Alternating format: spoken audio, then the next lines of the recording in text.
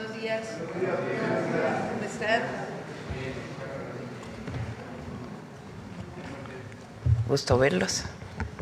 Bueno, hoy vamos a cambiar un poco de tema. Bueno, cambiar y no. Tenemos dos temas, uno de seguimiento y otro tema nuevo. Está con nosotros Octavio de la Torre y nos va a hablar del Buen Fin, que ya viene.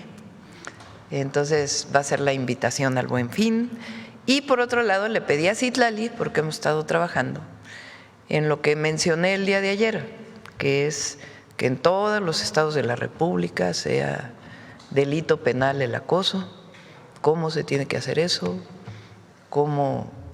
quién debe participar, qué es lo que estamos haciendo, y además de una campaña que, como les comenté, vamos a desarrollar a partir del 25 de noviembre, que justamente es el Día contra la Violencia hacia las mujeres. Bueno, vamos primero con Octavio y luego Citlali.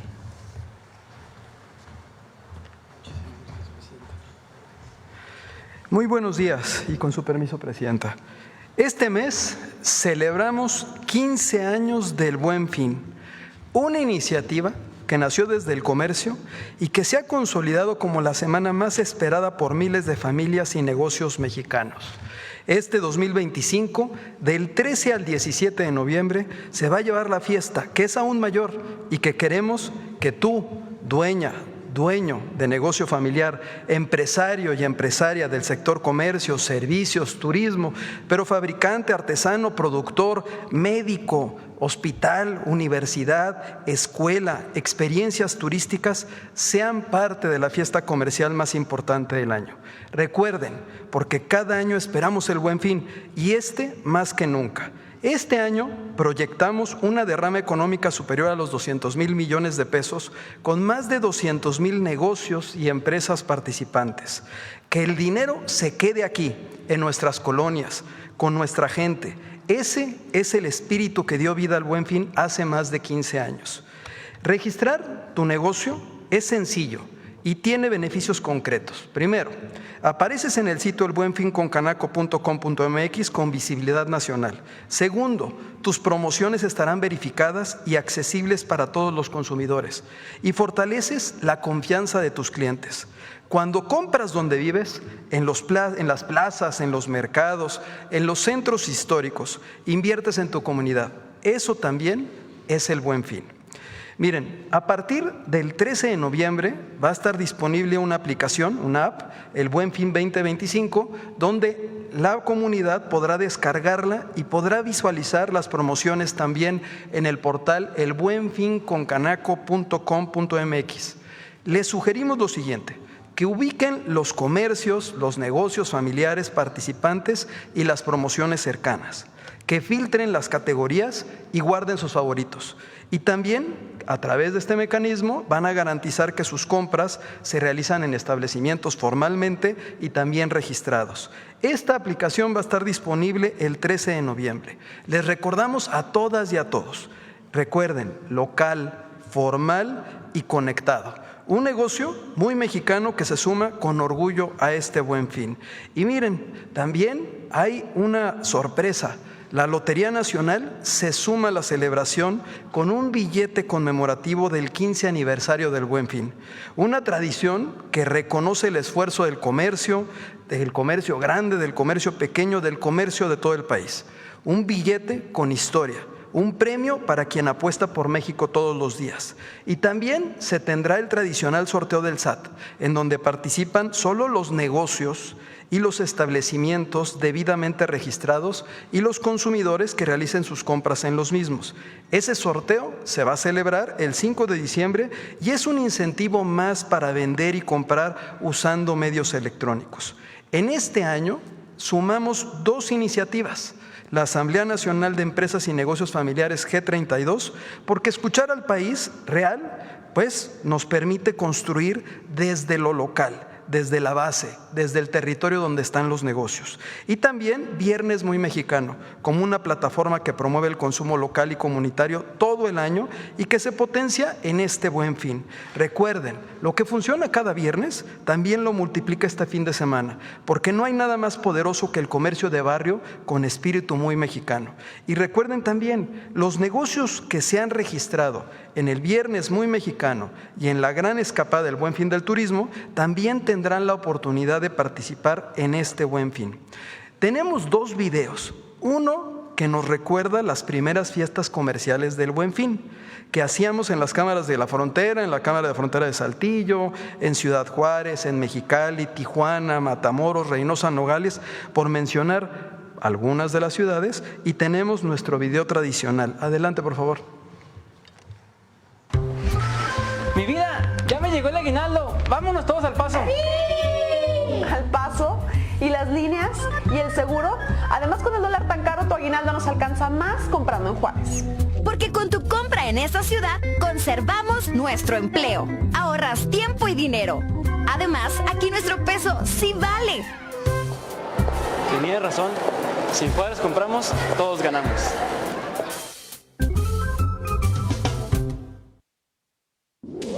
Es el momento de ahorrar más que nunca y consumirlo bien hecho.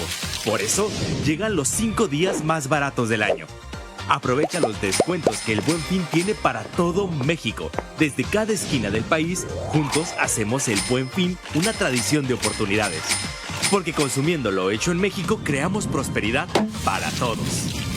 Descarga la app para aprovechar sus beneficios, como acceso a promociones exclusivas, geolocalización de ofertas y una experiencia de compra más eficiente y personalizada.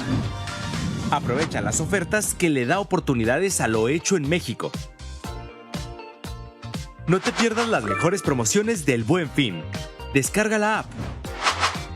Cuando participas en el Buen Fin, apoyas el crecimiento de México.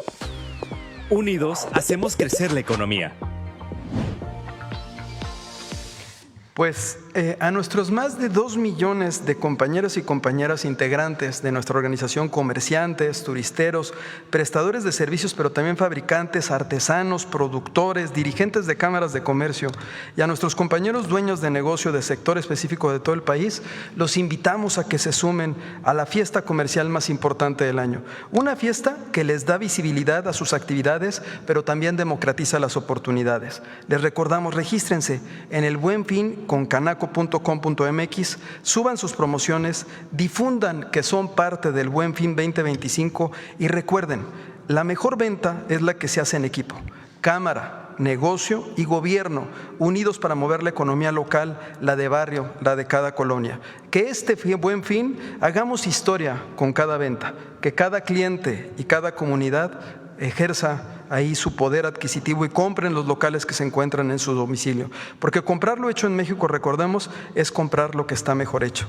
La verdad es que queremos agradecer sinceramente a usted, Presidenta, y por su respaldo constante, y al equipo de la Secretaría de Economía por impulsar con dedicación y compromiso este programa. Extendemos también nuestro reconocimiento a las y los integrantes del sector privado que conforman el grupo de trabajo, a todos y a todas. Felicidades por estos primeros 15 años de trabajo en equipo que hoy celebramos con orgullo. Muchísimas gracias.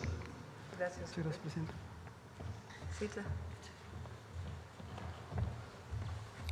Gracias, buen día a todas, a todos. Con su permiso, Presidenta. Primero queremos decirle a todas las mujeres mexicanas, niñas, jóvenes, mujeres en general, que no están solas, que cuando vivan algún tipo de violencia es importante denunciarlo y que sepan que hoy hay una presidenta que les cuida y una secretaría que trabaja todos los días para ello.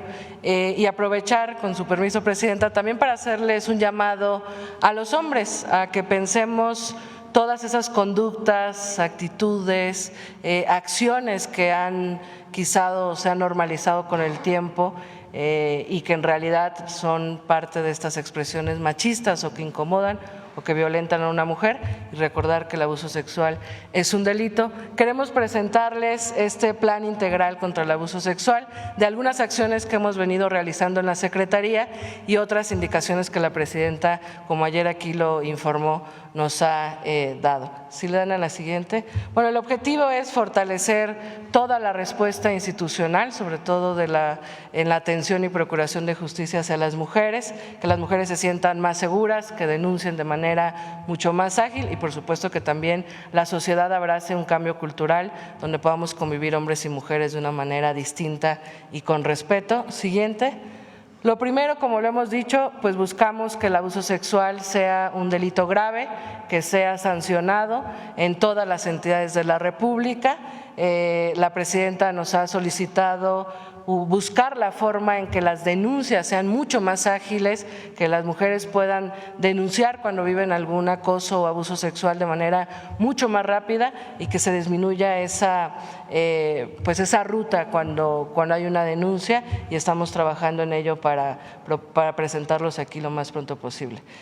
Obviamente queremos pues fortalecer que esta denuncia busque la mayor protección de las mujeres. Siguiente. Bueno, nada más, digamos, para información, en el Código Penal Federal, en el artículo 260, el abuso sexual es considerado en varias, conceptualizaciones. Son los actos sexuales, manoseos o tocamientos obscenos que recibe una mujer, obligar a la víctima a presenciar un acto sexual o exhibir su cuerpo, tocamientos que representan actos explícitamente sexuales o que obligan a la víctima a representarlos. Y en el Código Penal Federal hay dos agravantes: cuando hay violencia física en este abuso sexual, la pena es mucho más grande, y cuando esta violencia se ejerce a una persona, vulnerable o a una persona menor. En el Código Penal Federal la sanción es de 6 a 10 años de prisión y hasta 200 días de multa. Siguiente. Informarles pues que hemos realizado este primer mapeo, como la presidenta nos instruyó, de ubicar cómo está en los códigos penales o si existe en el Código Penal este delito. En 19 entidades federativas de la República existen amplios criterios, para fortalecer este delito con diversas agravantes. En cada entidad de la República hay diversas agravantes, que significa que si este abuso lo comete un servidor público es mucho más alta la pena, o las distintas situaciones en las que se comete. En 9 entidades de la República se tipifica, pero no necesariamente vemos fortalecido este tipo penal, y en 4 se tipifica, pero no se deja claro exactamente qué es abuso sexual. Entonces, lo que nos ha instruido la presidenta es, con esta revisión, buscar que los delitos sean en 4 entidades. Buscar que los delitos, que el delito de abuso sexual sea similar en todas las entidades de la República, para que la sanción sea contundente y para que las mujeres sepan que pueden denunciar cuando viven esta situación. Siguiente. Para ello, informarles que hemos venido trabajando desde que la presidenta envió las reformas constitucionales y locales que protegen a las mujeres y que garantizan hoy la existencia en diversas leyes para sus derechos, en la revisión, armonización y homologación de las leyes en cada entidad de la República, para que las mujeres tengan acceso a sus derechos de manera similar según en el estado en el que vivan, que muchas veces es dispar. Hemos trabajado con todos los congresos locales y con el Congreso Federal, y con la senadora Malú Micher y la diputada Anaís Burgos, presidentas de las comisiones de igualdad de las cámaras federales. Teníamos ya justo convocado para el 13 de noviembre una reunión con las presidentas de la Comisión de Género de cada entidad federativa para revisar en general otras leyes, pero priorizaremos ahora esta ruta de homologación o de tipificación de este delito. Siguiente. Aprovechar, hemos estado dándole seguimiento. La presidenta nos instruyó desde el primer momento en el que se aprobaron estas reformas que se armonice en todas las entidades de la República. Vamos a seguir dándole acompañamiento con los distintos congresos locales para que en todas las entidades federativas esta protección legal exista de la misma forma. Siguiente. Muchas gracias.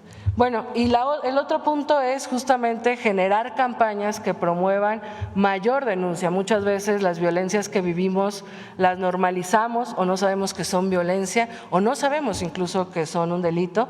Entonces, bueno, estamos construyendo esta campaña que nos ha encargado la presidenta para sensibilizar qué es violencia y cómo promover más las rutas de atención y de denuncia. Recordarles que tenemos la Línea Nacional de las Mujeres 079 opción 1 y estamos fortaleciendo los protocolos para que se atiendan, se canalicen de la mejor forma estos casos de abuso sexual y violencia que se reciben. Siguiente. El cuarto punto es fortalecer, justamente creo que es el mayor reto al que nos hemos enfrentado, que ministerios públicos, fiscalías, jueces, juezas actúen con perspectiva de género y con sensibilidad cuando una mujer acude ante dichas autoridades. Desde marzo firmamos un convenio con la Comisión Nacional de Tribunales de la República que convoca a todos los presidentes de los tribunales locales y estamos trabajando en la mano para esta mejor garantía de justicia. Y ahora, a raíz también de este plan, pues estamos buscando la Conferencia Nacional de Procuración de Justicia que reúne a todas las fiscalías de los estados para trabajar en que este proceso de denuncia sea más rápido, siguiente, y en poder capacitar pues al personal de dichos espacios o autoridades. Siguiente. Bueno, entonces buscamos capacitar, fortalecer, que exista formación especializada con ministerios públicos, fiscalías, jueces y en general todas las autoridades de procuración de justicia. Queremos convocar o vamos a convocar a las secretarías de movilidad y transporte de todas las entidades de la República para implementar protocolos contra el acoso, el abuso sexual, tanto en espacios públicos como en el transporte público, y queremos trabajar, como la presidenta en su momento lo hizo cuando fue jefa de gobierno en la ciudad, para capacitar al personal y a conductores de transporte público, que muchas veces este tipo de abusos ocurren en el transporte público y quizás a veces los operadores no saben cómo prevenirlo o no saben cómo canalizarlo. Siguiente.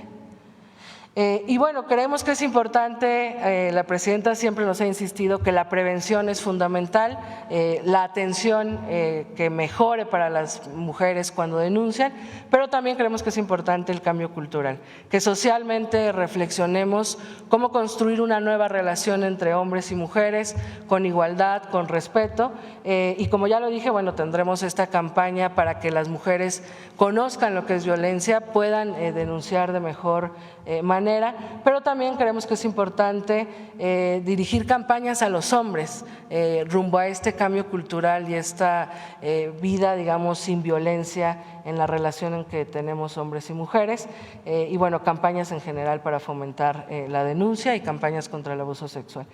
Siguiente, finalmente, el 25 de noviembre es el Día Internacional de la Eliminación de la Violencia contra las Mujeres y ahí, presidenta, podríamos presentar avance de esta ruta y sería el arranque de esta campaña.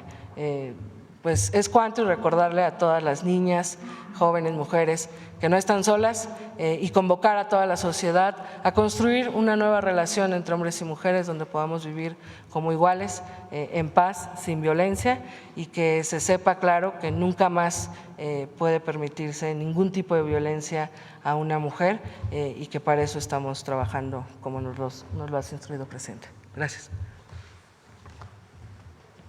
Bueno, pues esta es la información del día de hoy y pasamos a las preguntas. A ver, ¿quién había quedado el día de ayer?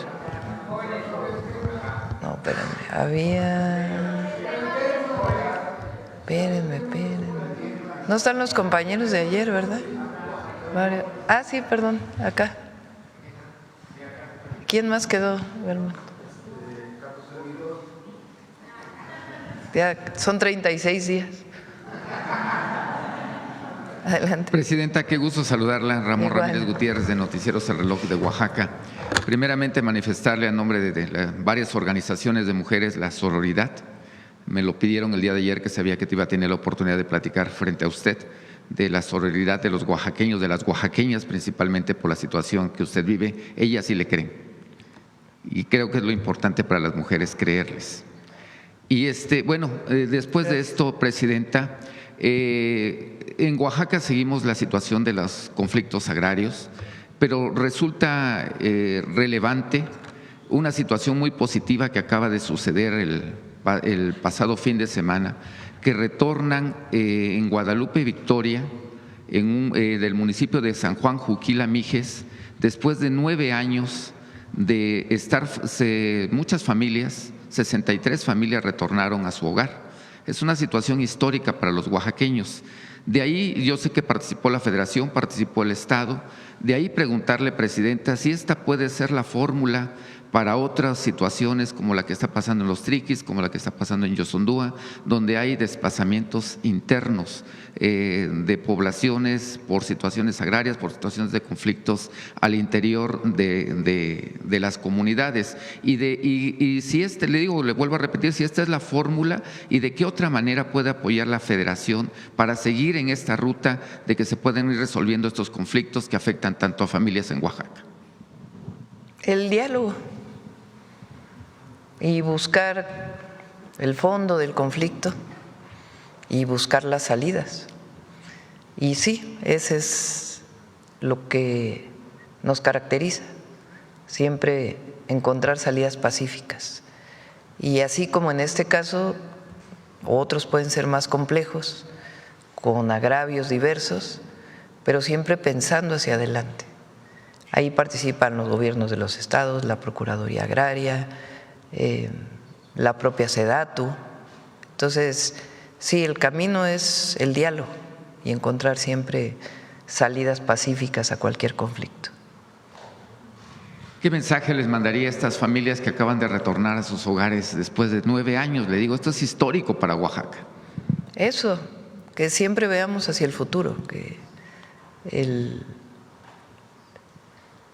encontrar las salidas a los conflictos, por más agravios, es muy importante, y particularmente en las comunidades indígenas, muy importante. Entonces, que siempre vamos a estar con el pueblo de México, siempre, nunca vamos a abandonar de dónde venimos y a quién y a qué nos debemos. Presidenta, en otra situación también que tiene que ver con grupos indígenas, las personas que están detenidas, hay algunas personas que están detenidas principalmente en el Estado de México y en la Ciudad de México, se han quejado por la situación de alimentación en los penales estatales. Hay una empresa, no quisiera yo mencionarla para no entrar en polémica, pero pues la alimentación que le dan no es la adecuada, se la dan en las manos, se las dan descompuestas, una situación crítica.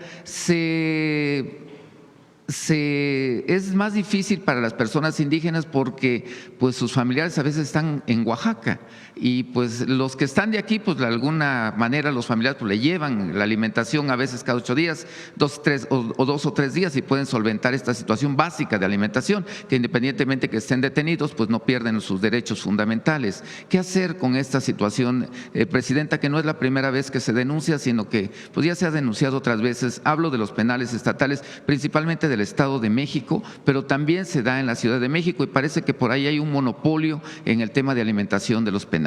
Lo vamos a revisar, no debe ser. Todo el mundo tiene derecho a una alimentación más allá de si está en reclusión o no, si está privado de su libertad.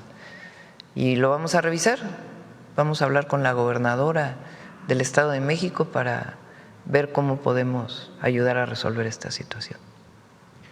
En otra situación, el pasado martes usted se reunió con universidades, con los rectores de universidades del país. Creo que es la primera ocasión que sé, al menos yo, que un presidente, que el Ejecutivo, en este caso usted como presidenta, se reúne con los que deben de encabezar la ciencia, la cultura y el desarrollo de este país. Fue muy interesante, pero preguntarle, ¿qué tanto se comprometen los rectores a innovar en la situación de educación en el país? Tenemos retos a nivel global que son la inteligencia artificial, los chips, la innovación tecnológica, el desarrollo social de particular en México, ¿no? En este caso con sus comunidades, con sus localidades que tiene tan particulares, pero también la situación que se da que a veces los rectores se quieren perpetuar en el cargo. Caso particular resaltó porque lo publicó en su cuenta de Facebook el rector de la Universidad de Guerrero, Javier Saldaña, va por su tercer periodo. Y no solamente eso, sino que el Congreso le aprueba en forma general, no sé si tuviera dedicatoria para él, que se puede quedar otros años más, estaría 17 años en la rectoría, si es que se termina esto. ¿Qué hacer principalmente en la innovación, pero también para que los rectores, pues, en este país que no aprueba la reelección, pues, o usted cómo lo ve como presidenta, sobre todo desde su enfoque científico? Hay autonomía en las universidades estatales. Sin embargo, nunca es bueno la perpetuidad de ningún cargo. Tiene que haber renovación. Siempre es bueno eso. Pero ya le toca, pues, en algunos casos es elección, eligen directamente estudiantes, profesores. En otros casos son juntas de gobierno, en otros casos son elecciones indirectas, consejos universitarios, que a su vez son elegidos por estudiantes y profesores, pero siempre es importante la renovación. Ahora, el martes lo vamos a presentar aquí la próxima semana, un ejercicio muy interesante. Se llama la plataforma Saberes MX. Es una plataforma gratuita. El objetivo es que todas las instituciones de educación superior públicas puedan incorporar cursos de diferentes saberes, desde una clase de matemáticas, de álgebra, de cálculo, hasta aprender una lengua indígena, hasta cómo cambiar baterías de un vehículo, hasta aprender cómo se usa la inteligencia artificial, en fin, una plataforma muy diversa de saberes. Ya está lista la plataforma, ya está en línea y se va a ir alimentando. El objetivo es que de manera gratuita cualquier mexicano o mexicana pueda acceder a un curso. Y queremos que las universidades sean parte de ello. ¿Qué otro objetivo tiene? Hoy vamos a ir el Tecnológico de Tláhuac, porque vamos a presentar un curso de inteligencia artificial y manejo o administración de datos para jóvenes totalmente gratuito, presencial para 10,000 jóvenes y a distancia para el que se quiera inscribir. Ahora es muy común que la certificación del conocimiento no la den las universidades, sino empresas, que tienen su derecho a hacerlo. Sobre todo las empresas vinculadas con la informática o con el conocimiento de los datos, todas las empresas que conocemos, que son muchísimas. El objetivo es que también las instituciones públicas además de dar un título por haber estudiado una carrera universitaria, puedan certificar conocimientos, la propia institución pública. De tal manera que se abre el acceso al conocimiento para quien estudie en la universidad de manera presencial o en el tecnológico, en la educación superior pública, pero también en línea. Y que quien lleve un curso, lleve los exámenes del curso, pueda certificarse en el curso. Y eso abre la posibilidad para todas las edades. Si alguien de 70 años, 80 años quiere aprender a usar una computadora, pues ahí puede estar, o las nuevas técnicas de cómo subir un documento a una nube o cualquier otra cosa que hoy se desarrolle, o cómo usar la tecnología, pero también, como digo, aprender desde inglés hasta purépecha. Es una plataforma grande de saberes humanísticos, científicos, técnicos, de información, y que sean las propias universidades e instituciones públicas y la propia Secretaría de Educación Pública quien certifique estos conocimientos. De esa manera no solamente pues es en beneficio de la persona y el reconocimiento de la educación como derecho a su más amplio acceso, sino también pues que un joven se pueda certificar en determinado conocimiento que le permita acceder a un empleo distinto del que hoy, si no tiene esa certificación, no lo tiene. Entonces es un ejercicio muy importante y solo se puede hacer con la colaboración de las instituciones públicas. Si no, pues difícilmente un grupo lo podría estar haciendo. Esa fue la convocatoria que hicimos. Ya pueden ustedes conocer esta plataforma, Saberes MX, y con todo detalle la vamos a presentar la próxima semana aquí en la mañanera para que se sepa qué contenidos tiene, cómo se construye, por qué hablamos de esta certificación o calificación o títulos, diplomas que se pueden obtener a través de esta plataforma. Y el día de hoy lo vamos a hacer especialmente para los jóvenes del Tecnológico Nacional de México, porque ahí se van a dar estos cursos de manera presencial. Es parte de lo que también vamos a presentar antes de que acabe noviembre, de este gran proyecto que llamamos México País Innovador, que tiene que ver con nuestra historia, nuestra grandeza cultural, pero también el que emprendamos un rumbo hacia la incorporación pues, de científicos, académicos, estudiantes, jóvenes, pues en todo este proceso tecnológico y de información que se está dando en el mundo entero y que lo queremos hacer como mexicanos, no solamente al acceso de lo que hoy existe en las empresas globales. Entonces es un esfuerzo muy importante. Claro, aproveché para decirle a los rectores que hay que hacer austeridad republicana en todas las universidades, que si bien hay autonomía, pues es muy importante que no se destinen los recursos a más burocracia, a parafernalias del poder que había antes, a gastos suntuarios, a tener oficinas de representación en el mundo entero, que puede ser que tenga su objetivo, pero las actividades sustantivas de una institución de educación superior son la enseñanza, la docencia, la investigación y la difusión. Y ahí tienen que estar principalmente los recursos. Y acercarse a los jóvenes. Ha habido también un divorcio entre autoridades y estudiantes. Y es muy importante pues que se recupere, que escuchemos a los jóvenes y que les demos pues lo que necesitan, sobre todo, o en particular, hablando de instituciones de educación superior, a los jóvenes estudiantes, a las y los jóvenes estudiantes. Entonces, para eso fue la reunión. Gracias, Presidenta. Ya por último, pues nuevamente esperándola en Oaxaca cuando su agenda se lo permita. El día de ayer estuvo con agua con nosotros el titular y uno de los grandes retos también que se tiene a nivel nacional, y lo digo particularmente por Oaxaca, son las plantas tratadoras de aguas residuales.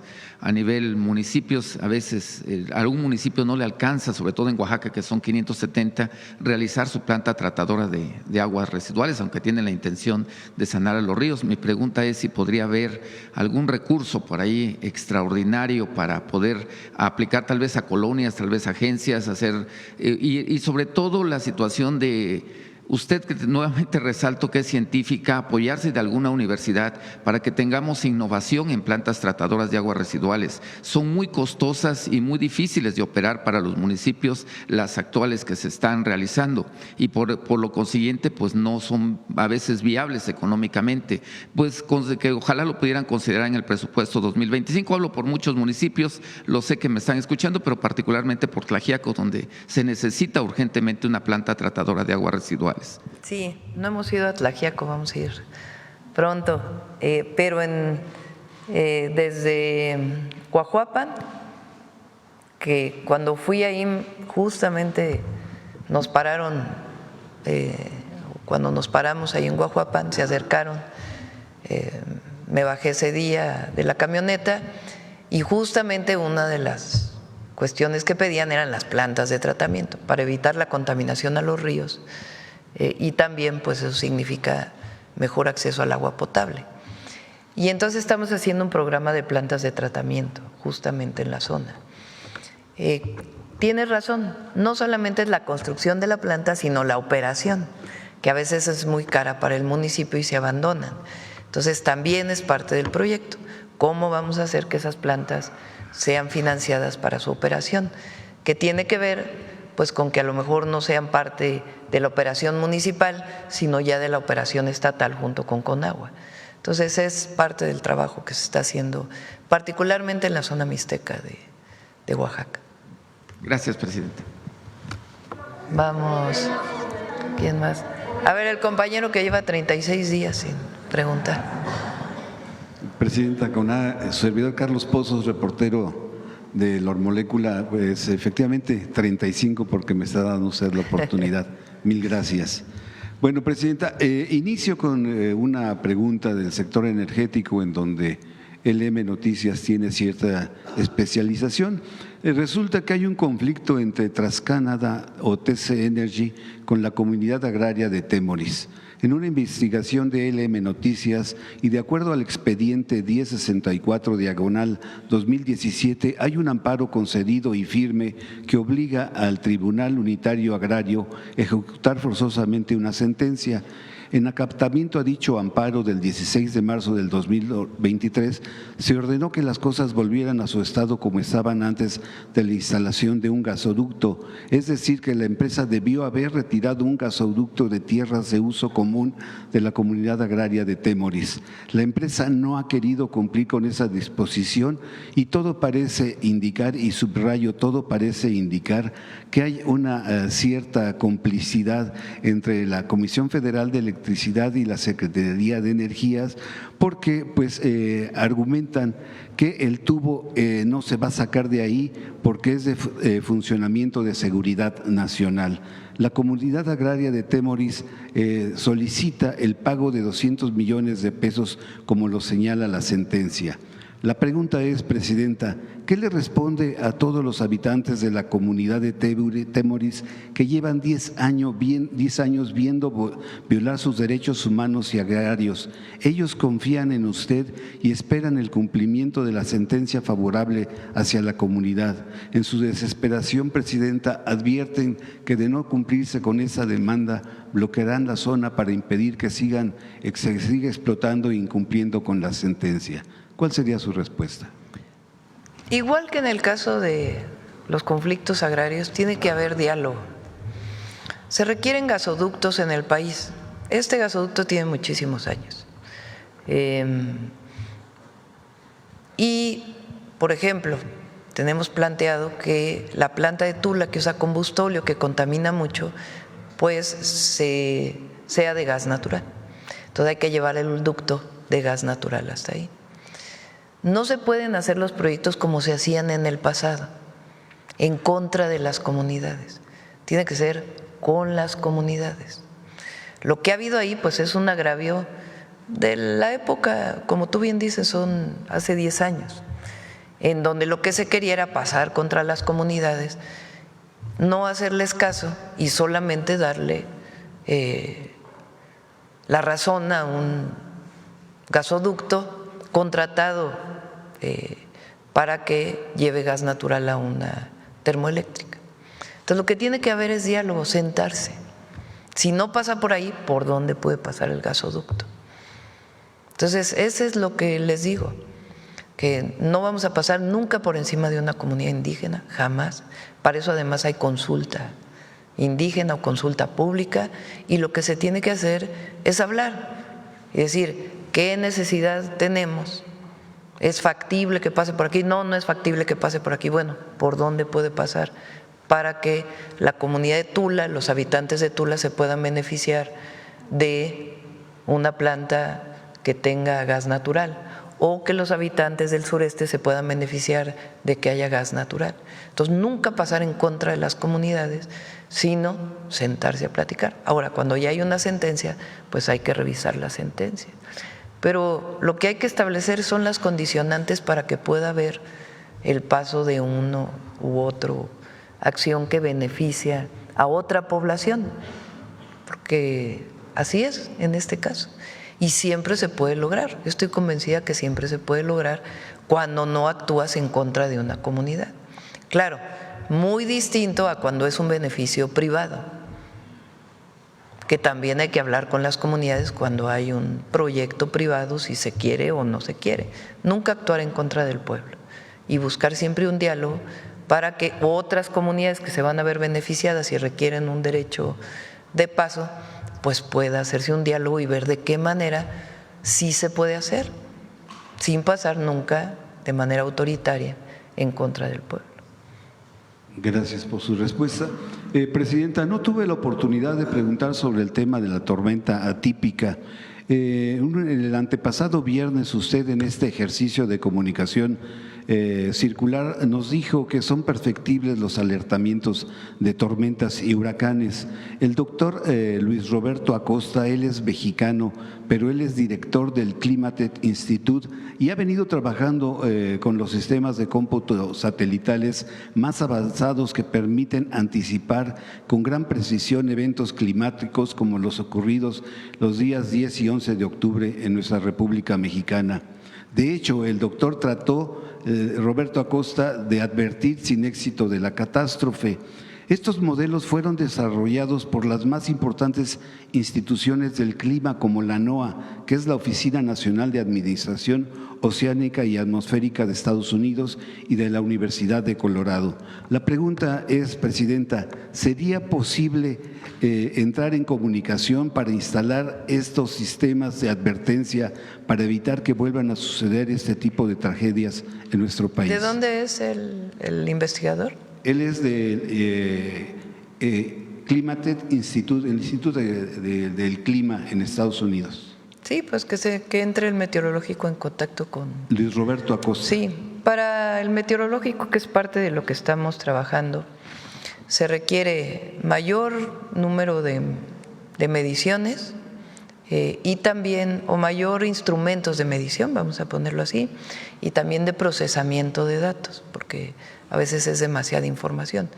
¿Se acuerdan que cuando presenté aquí el programa integral hacia adelante, después de estas lluvias intensas en 5 estados, uno de los puntos era mejorar, junto con la comunidad científica, el pronóstico y el alertamiento, que decíamos, para que pueda venir en los teléfonos el alertamiento, pero que tengamos la certeza de que el alertamiento está basado en datos científicos y cómo se comunica.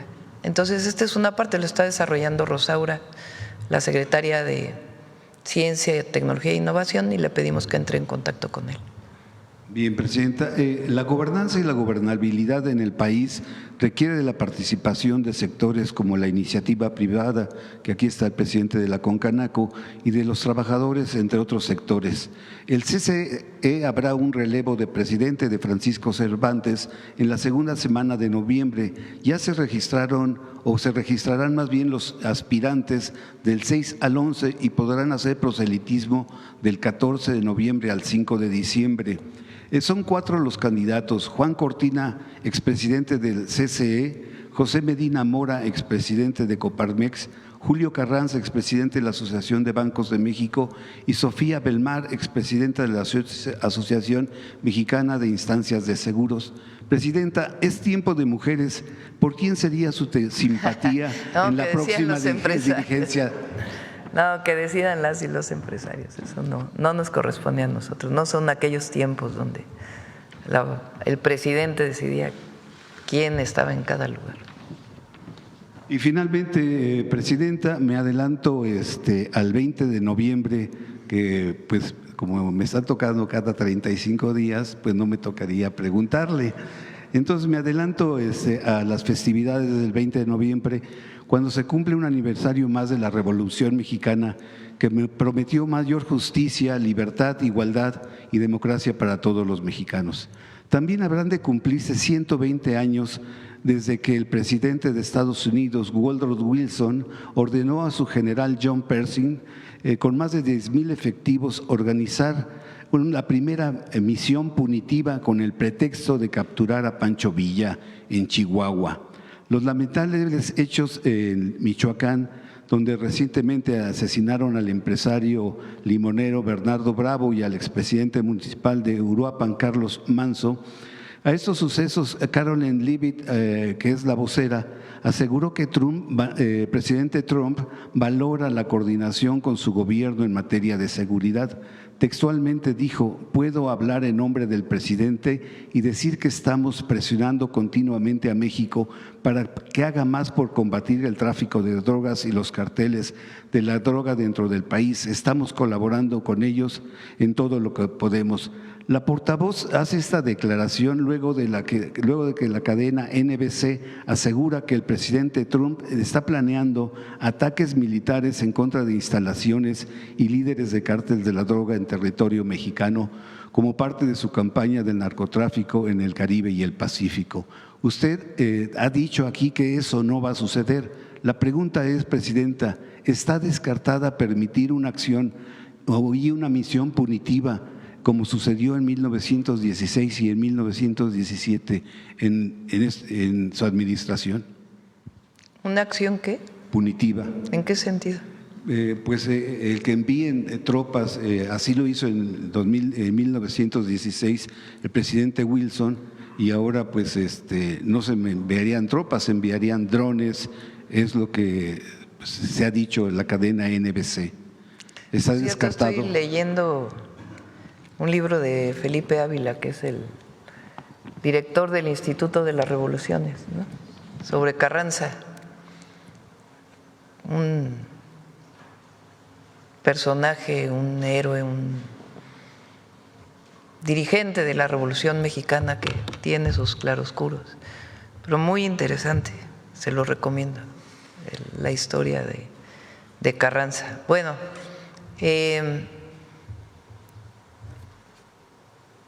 no va a haber intervención de los Estados Unidos. No va a haber. Sencillamente porque hay un pueblo unido en contra de cualquier injerencismo, intervención. Porque ningún mexicano o mexicana, más que unos cuantos, que son la absoluta excepción, no quiere que haya intervención ni injerencismo. Pero segundo, hemos privilegiado el diálogo y tenemos un marco de entendimiento con el gobierno de los Estados Unidos, que no incluye bajo ninguna circunstancia el injerencismo o la intervención, sino la colaboración y la cooperación. México es un país libre, independiente y soberano. Y así debe ser. Los principios con los que se negocia con cualquier gobierno extranjero parten siempre en nuestro movimiento y a quien representamos, que es al pueblo de México, de la no intervención. Además, ya lo dije una vez aquí, si llegara a haber una amenaza real que no tenga que ver con estas filtraciones o supuestas filtraciones, porque ni filtraciones son, en algún medio internacional, pues tenemos el himno nacional, ya lo dije, un soldado en cada hijo te dio. Muchas gracias, Presidenta, por la oportunidad. El otro día me criticaron porque dije que habían violado, me dijeron, ¿no? Ya ven que están esperando a ver qué dice la presidenta para sacar un tuit en este instante, a ver qué dice la presidenta para poder escribir, a ver cómo la criticamos. Entonces dije, un soldado y una soldada en cada hijo te dio. Y dijeron que estaba violando el himno nacional. Bueno, a ver, vamos. ¿Quién? A ver, la compañera y luego acá.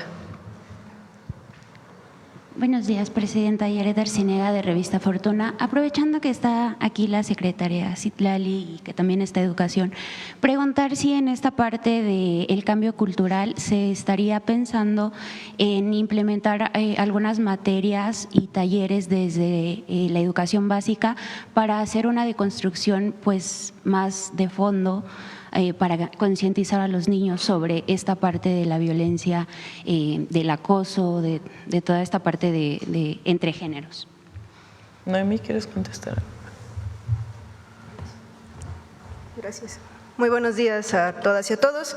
Recientemente, en el mes de mayo, se publicaron los lineamientos para la erradicación del abuso sexual y violencia sexual de las escuelas de educación básica. Ahorita se están armonizando todos los protocolos de las 32 entidades. La Ciudad de México ya está publicado, Michoacán también. Desde la Subsecretaría de Educación Básica se está dando el acompañamiento justo para esta armonización, que comprende estos lineamientos, además de las instancias correspondientes donde las escuelas pueden tener información sobre las dependencias municipales y estatales a donde dirigirse. También se incorporó una jornada de concientización sobre la gravedad del abuso sexual y la violencia sexual infantil, que tuvo lugar el pasado 8 de septiembre y que se busca sea una campaña permanente en las escuelas de educación básica. También todos estos, más que una materia, más que una asignatura, la perspectiva de género, la erradicación de la violencia de manera general y también en específico hacia las mujeres, forman parte ya de los contenidos curriculares que estamos trabajando en educación básica. Muchas gracias, secretaria. Presidenta, antes que nada comentar que Revista Fortuna ya recibió la información de COFEPRIS respecto a la instalación de la mesa de trabajo en la que participa el sector de medicamentos en las plataformas para pues analizar qué está sucediendo con la venta de fármacos a través de pues estas ventas, estas plataformas digitales, donde podría estarse presentando o perdiendo la trazabilidad de los productos. También investigamos las propias plataformas digitales y los marketplace pues tienen denuncia de fraudes, pero pues al parecer la venta de medicamentos podría ser también simulada como entre particulares. Nada más agradecer la información y decir que seguiremos con el tema, Presidenta. Sí, vamos a darle seguimiento, es muy importante. Muchas gracias, Presidenta. En otro tema, en estos días en los que se aprovecha el enrarecimiento del ambiente para pues tratar de potenciar cualquier enfoque negativo sobre las políticas públicas que aplica este gobierno, queremos preguntarle sobre el supuesto recorte a los institutos de salud como el de nutrición, considerado uno de los centros médicos y de investigación más importantes pues de México y de América Latina. Preguntarle, Presidenta, si este recorte se consolidará, ¿cómo se explica esta decisión con la operación del IMSS Bienestar y qué le diría a aquellos mexicanos que están preocupados porque consideran que se va a dañar uno de los niveles pues hospitalarios más de alto nivel al que los mexicanos y mexicanas sin seguridad social pues podrían tener acceso? No hay recorte, no hay recorte. Salud es de las áreas o de los sectores que más aumento presupuestal tiene. El tema es que se cambió la manera en la presentación de los datos. Entonces puede llegar a parecer que los institutos nacionales tienen menos presupuesto, pero en realidad los presupuestos vienen de otros fondos. ¿Por qué se hizo este cambio? Para facilitar y disminuir la burocracia. Todavía en el gobierno federal hubo cambios con el presidente López Obrador, pero todavía hay una burocracia enorme para poder ejercer los recursos. A veces hay una contratación y se tarda 2, 3, 4 meses en que esté el contrato y después de esos 4 meses de que esté el contrato, de aquí que se hace el pedimento y después del pedimento, en fin, este proceso burocrático que estamos tratando de disminuir al máximo para beneficio de la gente, para que no haya burocracia, no se preste a corrupciones y que sea mucho más ágil y transparente el ejercicio de los recursos, también pasa por la reasignación de los presupuestos en diferentes bolsas, digamos, para que pueda salir de manera directa. Entonces, por eso pudiera llegar a parecer si se compara con otros años, que hay una disminución del presupuesto, pero no hay disminución del presupuesto, ni para los institutos nacionales de salud, ni para todos los estados que tienen IMSS Bienestar, ni los fondos federales que van a los estados que no tienen IMSS Bienestar. Presidenta, ¿se espera que con el IMSS Bienestar disminuya el número de casos que necesiten acudir a un hospital de alta especialidad? Estamos fortaleciendo la atención primaria. Muchas veces una persona no va a citas continuas con el médico o tiene algún padecimiento y se automedica para no ir al centro de salud, o a lo mejor no fue bien tratado, sencillamente no hay cuidado en su salud y después tiene problemas. Y llega al hospital directo, ya con un padecimiento mayor. Entonces, nuestro objetivo es fortalecer, claro, también los de alta especialidad, pero que la atención primaria, ahí donde puede haber prevención, atención adecuada, en el momento adecuado, algún padecimiento, alguna enfermedad, se trate desde el primer nivel. Por eso también tiene que ver con las rutas de la salud, orientar los medicamentos de acuerdo a un comité de salud y un protocolo. Todo esto tiene que ver con el fortalecimiento del nivel primario de la salud. Ahora, tanto en las unidades de medicina familiar del IMSS, las clínicas del ISSSTE y los centros de salud del IMSS Bienestar, estamos buscando lo que llamamos los centros de salud de atención ampliada, que tengan un pequeño quirófano, que tengan 2 o 3 espacios para poder tener una estancia más larga, de tal manera que la atención pueda ver con enfermedades, padecimientos o incluso con partos no complejos que puedan ser atendidos directamente en el centro de salud y que no se tenga que ir al hospital general. Entonces, sí hay una orientación en nuestro gobierno a fortalecer la atención primaria de la salud. Incluso el ISSSTE, por ejemplo, tomó la decisión de hacer más consultorios, no el centro de salud completo, pero pequeños consultorios con su pequeña farmacia que puedan atender en las comunidades más apartadas a los maestros, a las maestras que forman parte del ISSSTE. Entonces, sí es parte del programa que hemos venido presentando. Muchas gracias, Presidenta. En otro tema, Presidenta, hace algunos meses en una entrevista con Revista Fortuna, el presidente del COMCE, del Consejo Mexicano de Comercio Exterior, Sergio Contreras, nos dijo que en un país como México, con una extensión territorial de 2 millones de kilómetros, el desafío de la seguridad pues no es menor y que si bien los empresarios les gustaría seguir observando acciones contundentes en materia de combate a la delincuencia para aumentar los volúmenes de producción y exportación, reconocen que el país pues ha demostrado una gran resiliencia y que a pesar de todos los problemas pues sigue creciendo. El problema, nos dijo pues el presidente del COMCE, es que los shocks de violencia distraen a los empresarios, quienes a veces tienen que dar pasos atrás y reinventarse. Presidenta, ¿qué les diría a los empresarios que sí están invirtiendo en México, que luchan todos los días frente a pues la intención de distraerlos, argumentando que no se está avanzando en materia de seguridad? El martes vienen, como lo he mencionado, vamos a presentar los resultados de los índices delictivos en México. Son datos duros que se registran en las fiscalías de los estados y en la Fiscalía General de la República. Ahí ustedes van a poder ver pues la tendencia en homicidio doloso, en robo de vehículo.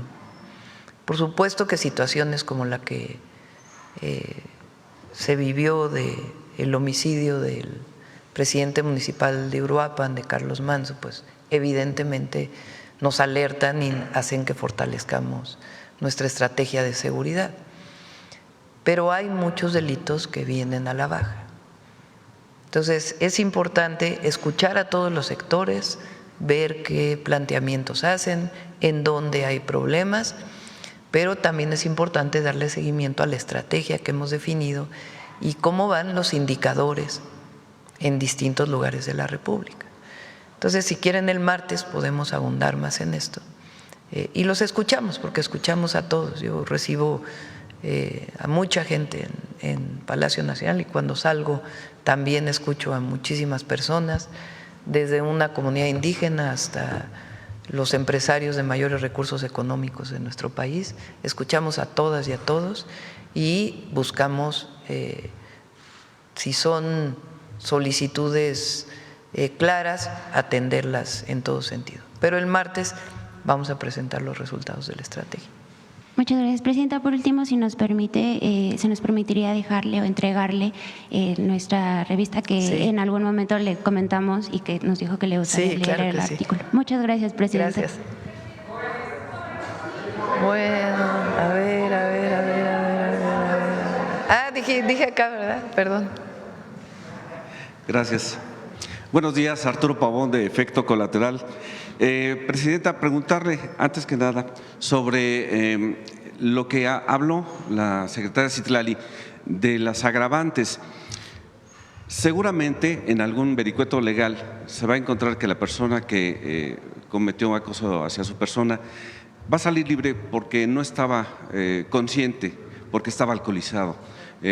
Lamentablemente muchos abogados se van sobre eso y salen libres las personas que hayan cometido incluso hasta un homicidio, pero pues estaba alcoholizado, cometen accidentes de tránsito y en esta ocasión pues lo que le sucedió.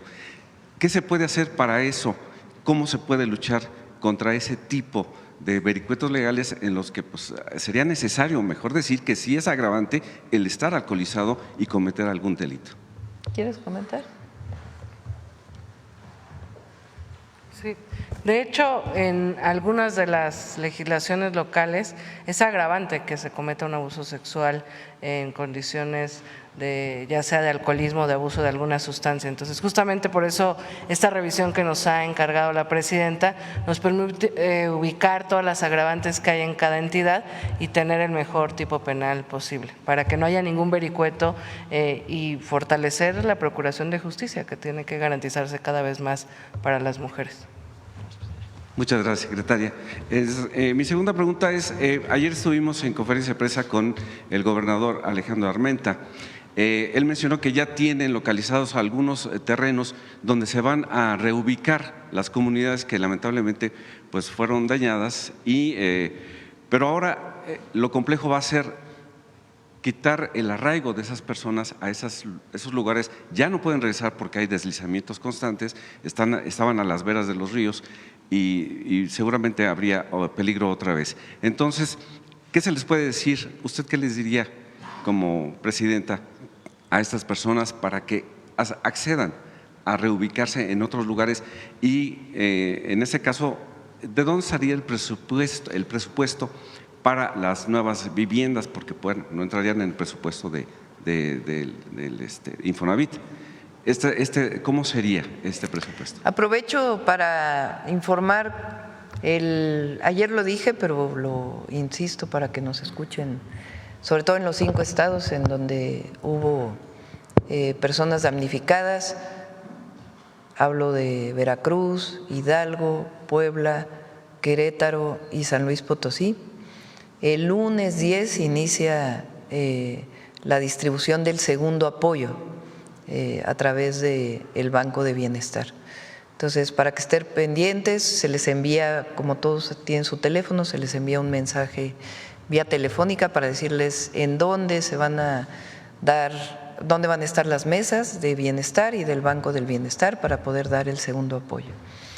El primer apoyo ya se dio, quedan solamente 3 localidades que todavía no tienen acceso carretero en Hidalgo y que se sigue trabajando. Son más las que todavía no tienen acceso carretero, pero los compañeros de bienestar han llegado hasta el último rincón caminando para poder dar los recursos. Entonces, el primer apoyo de 20,000 pesos ya fue dado a cerca de 100,000 familias y vamos ahora con el segundo apoyo, que depende de qué daño tuvo la vivienda. Además, va a haber apoyo para comercios y apoyo para las parcelas que fueron afectadas por las lluvias. Bueno, este es el primer tema. Segundo, nada se hace por obligatorio, se hace por convencimiento. de todas las zonas que recorrí, hay incluso personas que nos lo piden. Nos queremos reubicar porque sabemos que aquí si vuelve a crecer el río vamos a volver a tener problemas. Entonces hay muchísimas personas que están pidiendo la reubicación. ¿Qué es lo que se hace? La SEDATU va a los lugares y habla igual familia por familia y se les plantea: esta zona tiene que reubicarse, la reubicación es en este lugar, y se plantea pues la forma de construcción para poder restituir las viviendas. Es a través de la Comisión Nacional de Vivienda y vamos a reorientar una parte del programa de vivienda para el bienestar de la Comisión Nacional de Vivienda a estos proyectos. Entonces, en el 2026, una buena parte de los proyectos de la CONAVI van a ser para la reubicación de las viviendas. Si hay personas que están afiliadas al Infonavit, entonces el Infonavit entra de la misma manera para poder hacer la reubicación. La mayoría están convencidos, y si hay una persona que no está convencida, no se le puede obligar, sino sencillamente notificarle que está viviendo pues en una zona de alto riesgo. Muchas gracias. Pues México tiene grandes triunfos en todos los ámbitos, y ahora en los Juegos Paralímpicos de Chile pues han tenido un nuevo triunfo los de paratiro. Los de paratiro, Saraí su nombre es Saraí Aparicio y Francisco Illescas, que pues estuvieron en el podio. A ver, Belmont, a ver si es cierto. Felicidades a todas y a todos.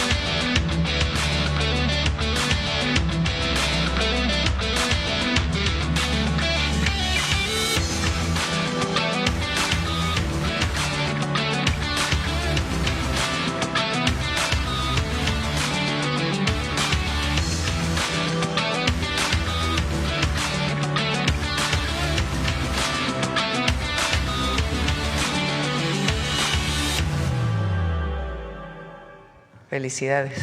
Un aplauso.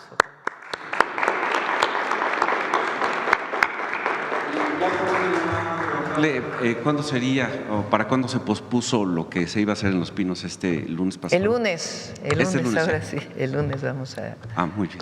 Muchas gracias. Al Mundial. Sobre el tema, a ver quién, de este lado. A ver… ¿Quién? Vamos a darle la palabra. A ver, a la compañera que no preguntó. Estoy viendo sus rostros, a ver a quién no hemos. Buen día, presidenta. Eunice Cruz, de NX Noticias. Respecto a la visita del presidente de Francia, preguntar quién de su gabinete la acompaña y qué temas van a abordar. Me acompañan, obviamente, Relaciones Exteriores, Economía, está Cultura, el INA, Hacienda, Rosaura, Ciencia, Tecnología e Innovación, viene obviamente la embajadora de México en Francia, Blanca Jiménez, José Alfonso, lo invitamos a que nos acompañe. Ese es el equipo. Y respecto a los temas que van a abordar. Va a ser primero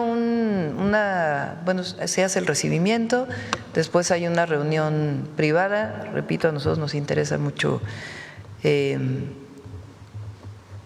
el envío de un códice. A ver, ¿por qué no explicas?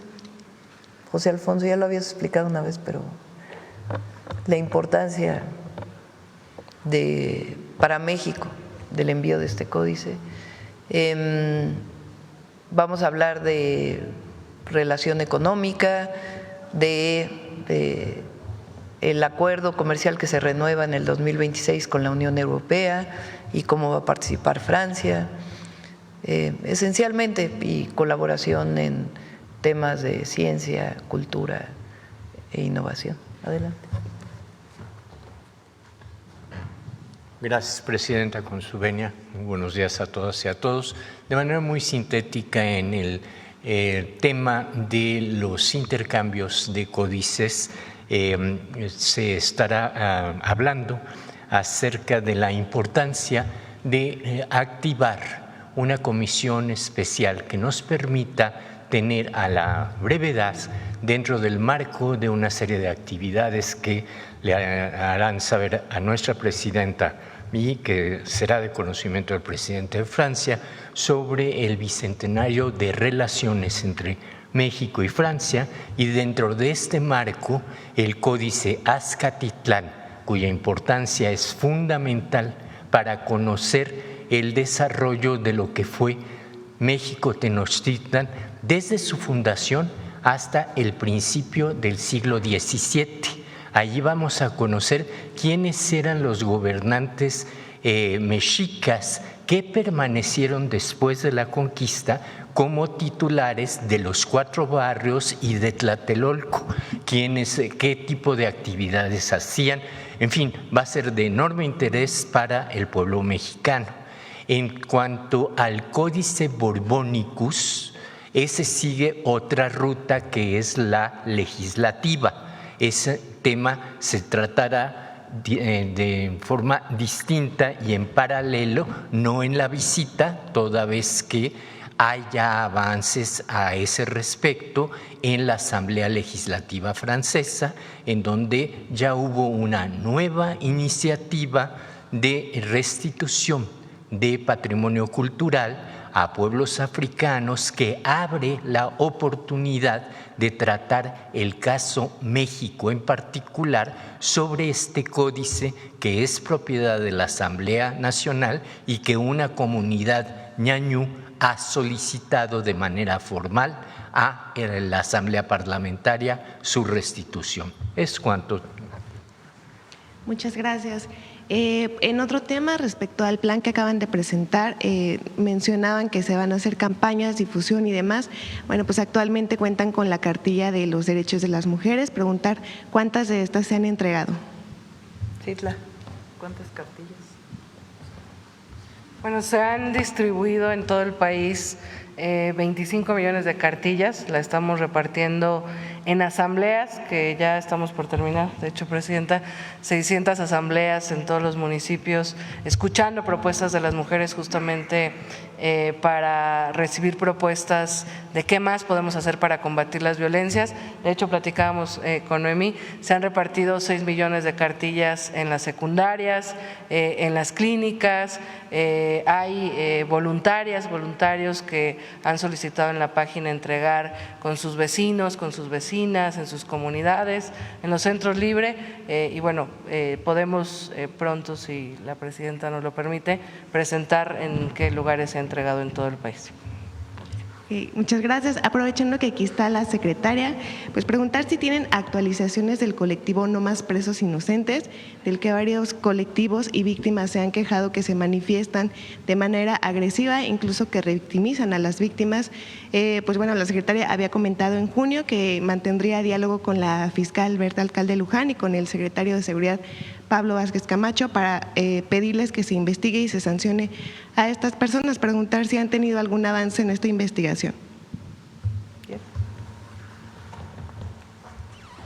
Sí, es un grupo de distintos hombres que se han organizado bajo consignas muy pues agresivas, que sostienen que algunas mujeres denuncian violencia con el fin de tener dinero y otras expresiones.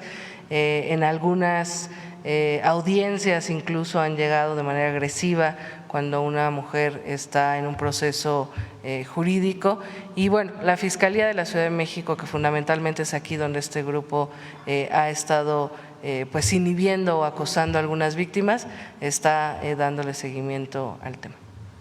Gracias. A ver.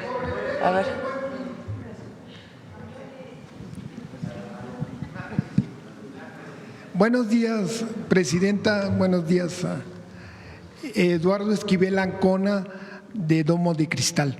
La primera pregunta es, ¿cómo pueden constatar que son verdaderas ofertas ahora en el Buen Fin? Porque hay mucha gente que se queja de que le suben los precios y luego los bajan cuando el Buen Fin y pues queda lo mismo, ¿no?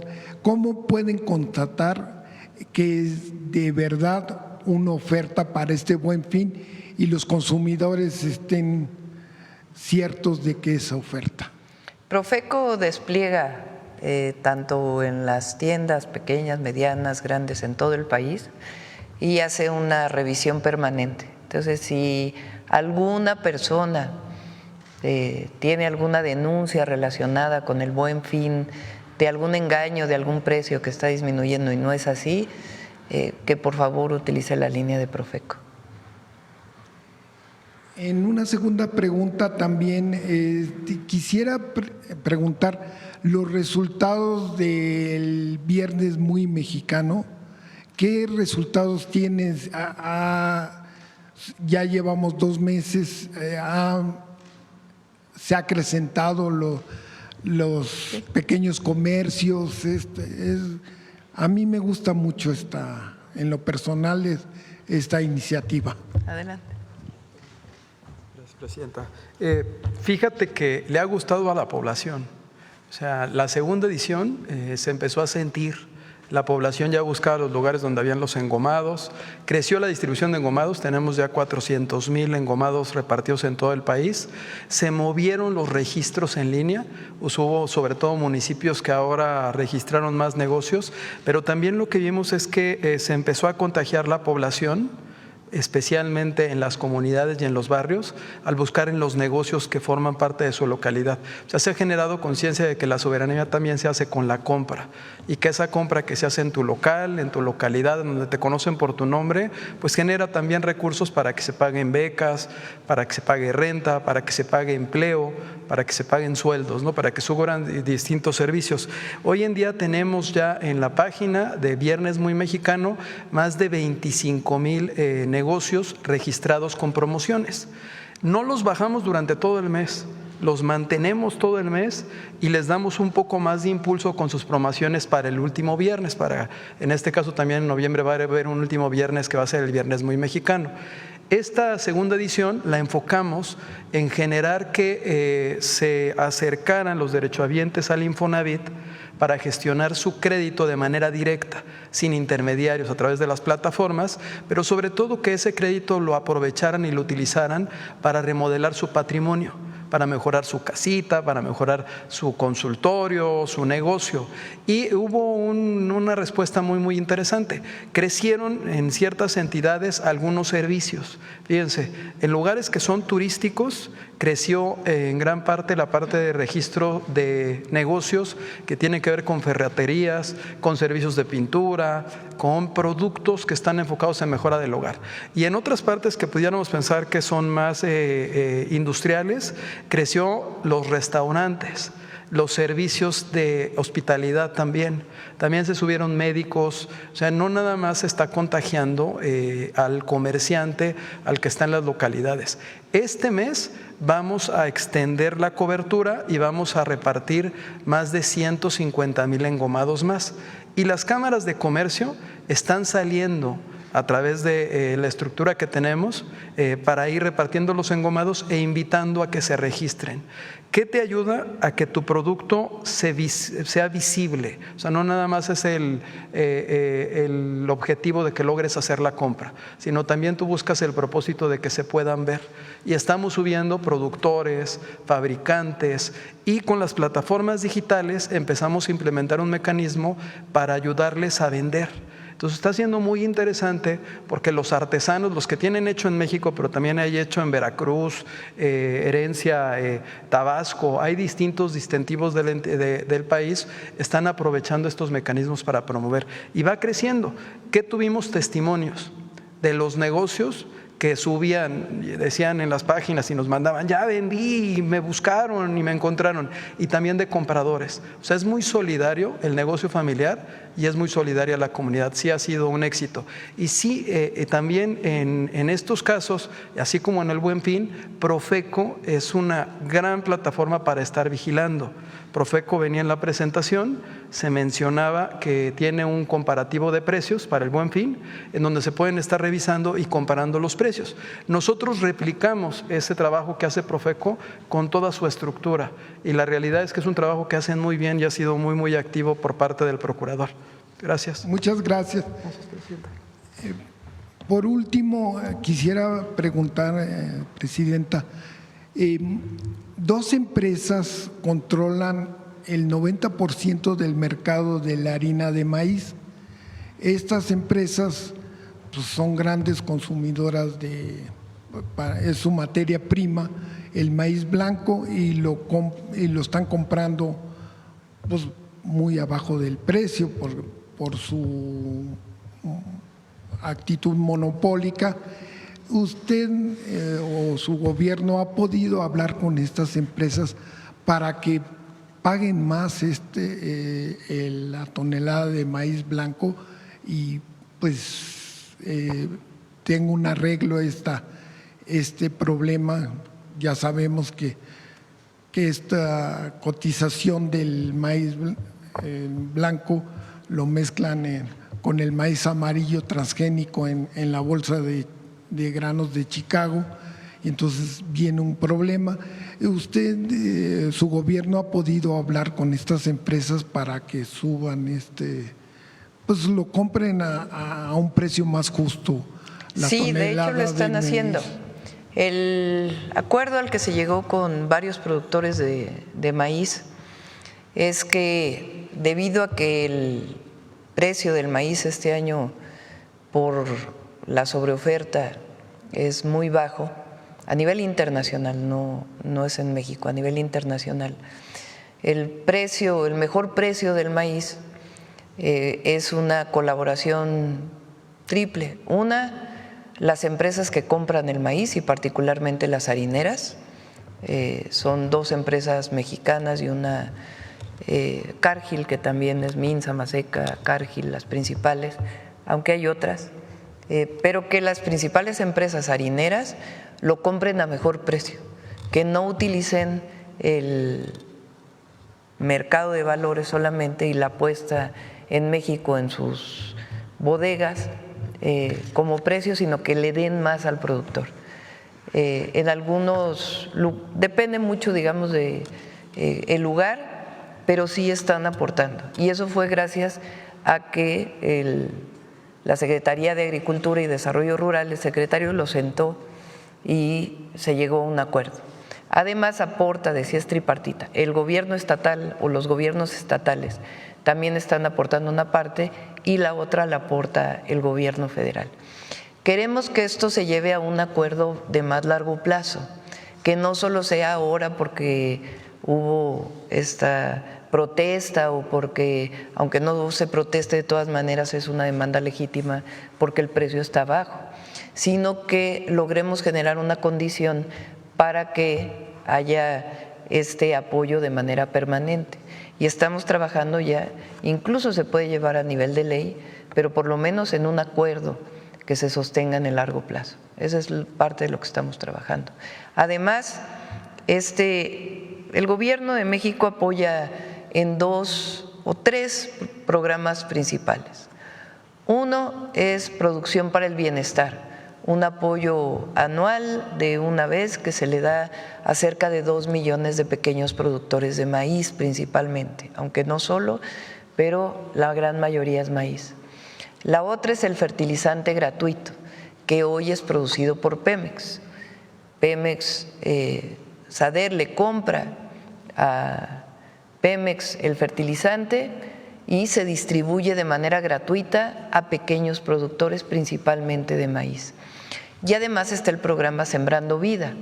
Entre los 3 programas, Sembrando Vida tiene cerca de 39,000 millones de pesos, Producción para el Bienestar cerca de 16,000, si mal no me acuerdo, y alrededor de 17,000 fertilizantes. Ese es el apoyo que se está dando al pequeño productor.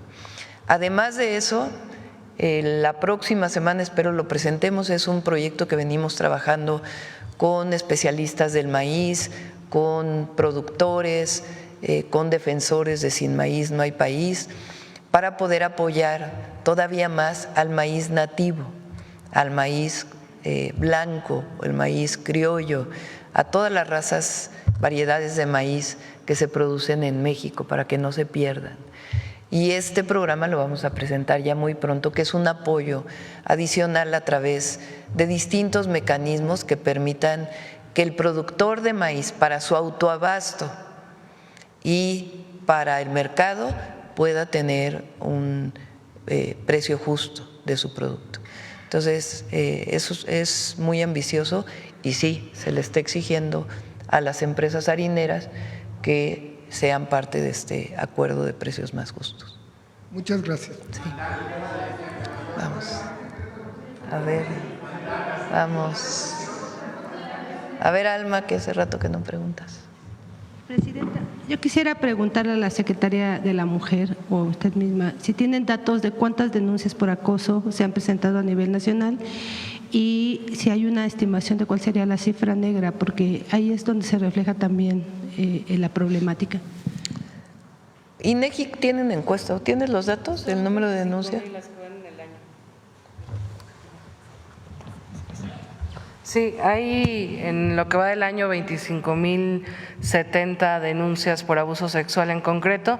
Siempre hay una cifra gris, por supuesto, pero por eso parte de esta campaña que la presidenta nos ha solicitado de que las mujeres sepan que pueden denunciar y que deben denunciar para poder acompañarlas en estas violencias. Y de esas denuncias, ¿cuántas llegan a término o cuáles son las que se atienden? Bueno, son en realidad 25,000 carpetas ya abiertas, ¿no? Seguramente denuncias hay más, pero ya como carpetas de investigación que inicia todo el proceso son 25,000. ¿Y sabe usted, secretaria, cuántos acosadores han sido detenidos a partir de estas querellas que se presentan? No tengo el dato a la mano, pero lo conseguimos y se los mandamos. Gracias. Ahora, del INEGI tiene una encuesta donde dice que 45% de las mujeres ha vivido un abuso en México, o sea, prácticamente la mitad. Y lo que queremos con este proyecto no es solamente, digamos, en el papel. Una mujer que vive un abuso en su camino al trabajo, durante el transporte público, en la calle, muchas veces no denuncia porque lleva tiempo. Primero, porque no necesariamente le reciben la denuncia del Ministerio Público. Y después ella tiene que trasladarse al Ministerio Público, dar su información y no necesariamente puede llevar una prueba, sino sencillamente su dicho. Eso es lo que queremos que se legisle, que sin cometer, es decir, no se trata tampoco de que haya injusticias, que se denuncie sin que haya ocurrido, pero que realmente la mujer tenga un espacio de denuncia que sea ágil, que sea expedito y que permita que realmente se haga la investigación para que se lleve a las detenciones. Ese es el objetivo de hablar con las fiscalías, de trabajar con las legisladoras, para que realmente se legisle y sea real, que la mujer no se sienta sola en nuestro país y que haya un sistema de justicia que la respalda. Entonces, de eso se trata este trabajo que estamos haciendo. Y además está el número 079 que estamos fortaleciendo, opción 1. Ahí es para la denuncia por teléfono de si se ha vivido un acoso. Muchas veces el acoso incluso es de familiares. Lamentablemente, digamos, la violencia mayor contra las mujeres, que es el feminicidio, que es quitar la vida de una mujer por el solo hecho de ser mujer, en la gran mayoría de los casos se comete por una persona cercana. Entonces, una denuncia previa de eso que está ocurriendo, queremos que se haga a través del 079, opción 1, Y atrás de ese número de teléfono pues están todas las instituciones para proteger a la mujer, a nivel federal y a nivel estatal.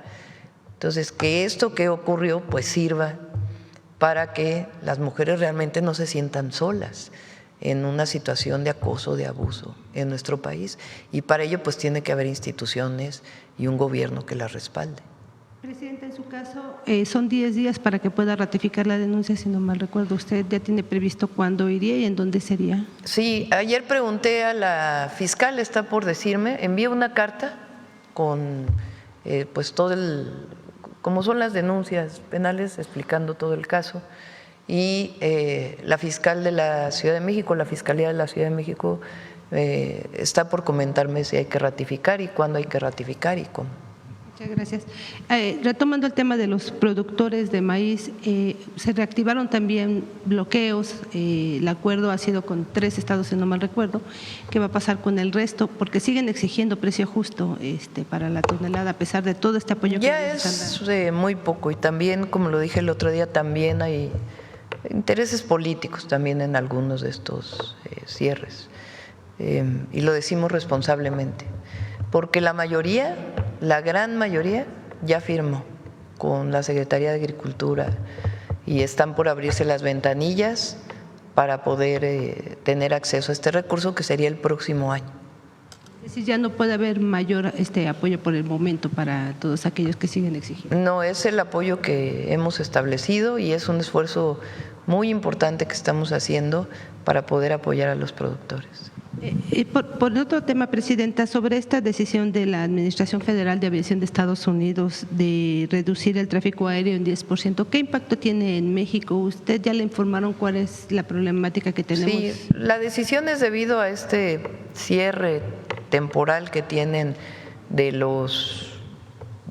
gobierno federal, que no sabemos cuánto va a durar, y le pedí hoy en la mañana al secretario de Infraestructura, Comunicaciones y Transportes que nos pudiera hacer una revisión.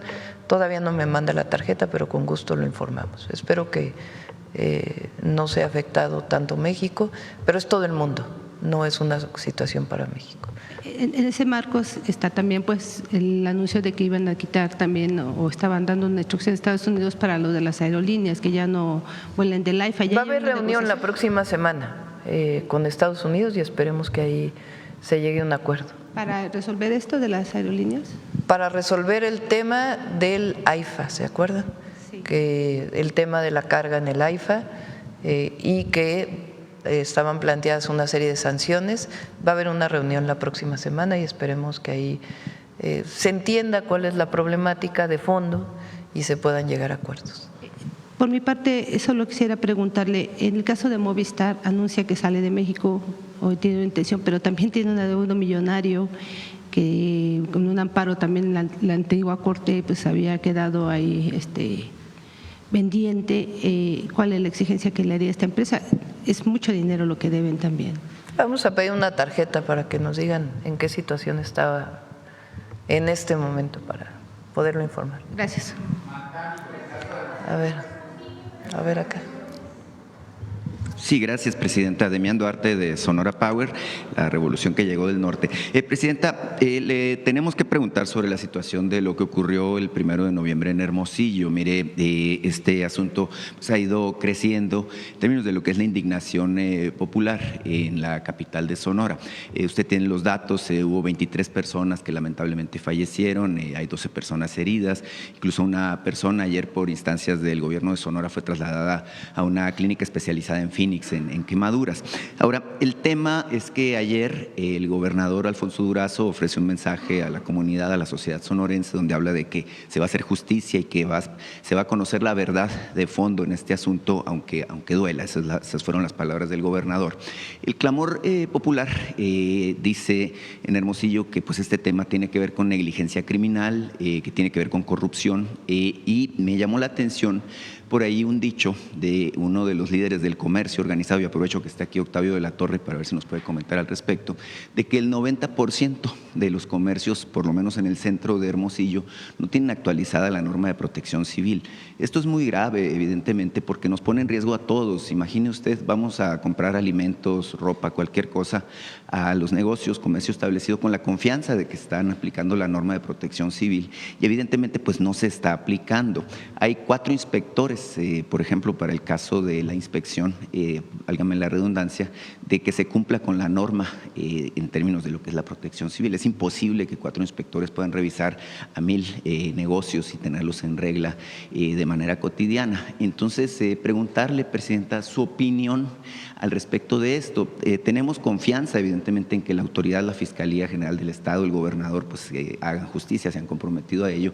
Sin embargo, es un tema que va más allá del ámbito de lo local. Por cierto, también los directores de protección civil, tanto del Estado de Sonora como el de Hermosillo, fueron cesados ayer de sus funciones para que no interfieran con la investigación que se está llevando a cabo.